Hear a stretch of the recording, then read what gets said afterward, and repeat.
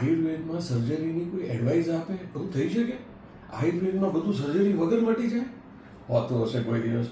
આયુર્વેદની ચરક સંહિતામાં, જેને આયુર્વેદનું ફિઝિશિયન લેવલનું આખું સંહિતાનો તંત્ર કહેવાય, એમાં પણ જ્યારે રોગની કન્ડિશન એવી આવે ને ત્યારે ચરક મહર્ષિ પોતે એવું કહેતા કે આઈ એમ રેફરિંગ ફોર ધ સર્જરી ઇતિ ધાન્વંતરાણામ અધિકાર.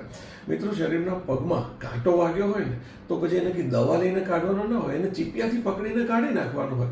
એવું શલ્ય જે શરીરને નુકસાન કરી રહ્યું છે અને એને માત્ર દવાથી હેન્ડલ કરી શકાય એવું નથી, તો એને શરીરની બહાર કાઢવું, આને આયુર્વેદિક અપ્રોચ જ કહેવાય. પછી એ સોયથી કાઢો, ચીપિયાથી કાઢો કે કોઈ મોટા બીજા મશીનથી કે કોઈ મોટા ટૂલથી કાઢો. એવી રીતે શરીરની અંદર પણ જ્યારે કિડનીમાં પથરી થઈ હોય ને એવી ઓકવર્ડ રીતે ફસાઈ હોય ને દુખાવો થતો હોય ને ઇન્ફેક્શન થયું હોય તો સર્જરી કરવી પડે એવું આયુર્વેદ પણ કહે છે ને આધુનિક વિજ્ઞાન પણ કહે છે. એટલે આયુર્વેદ છે ને એ વેદ છે, એ વિજ્ઞાનનો વિરોધ નથી કરતું, વિજ્ઞાનનો સમાવેશ કરે છે. અને આયુર્વેદમાં આપણા પરંપરામાં કેટલી બધી કન્ડિશન્સને શસ્ત્ર સાધ્ય કહી છે. એટલે તમામ રોગો વગર સર્જરી આયુર્વેદથી મટી જાય, આવું જો તમને કોઈ કહેતું હોય તો સમજવાનું કે આયુર્વેદનો એને પૂરેપૂરો અભ્યાસ નથી, ક્યાં તો એ યોગ્ય વૈદ નથી.